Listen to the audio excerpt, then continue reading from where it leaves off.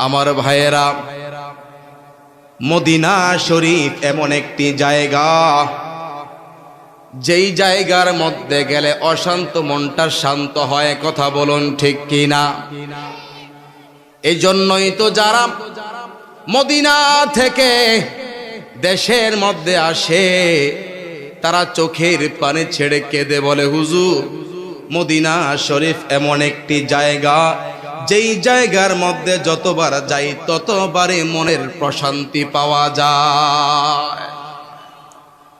অনেক হাজী সাহেবরা বলে, হুজুর, মদিনায় গিয়েছি, মক্কায় গিয়েছি, যতদিন পর্যন্ত মদিনায় ছিলাম ততদিন পর্যন্ত মনটা শান্ত ছিল।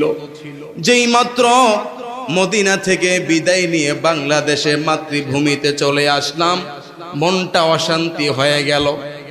এজন্যই বলছি, মদিনা শরীফ এমন একটি জায়গার বাবা, যেই জায়গার মধ্যে গেলে অশান্ত মনটা শান্ত হয়ে যায়। তার কারণ হলো, মদিনা শরীফের মধ্যে যেই নবী শুয়ে আছে গো, ওই নবী সৃষ্টি না হলে আমার আল্লাহ আসমান বানাইতেন না, জমিন বানাইতেন না, কুল কায়নাত সৃষ্টি করতেন না। আমার আল্লাহ যে নবীর প্রেমে পৃথিবী সাজিয়েছে, কুল কায়নাত সৃষ্টি করেছে, ওই নবী মদিনা শরীফে শায়িত আছে।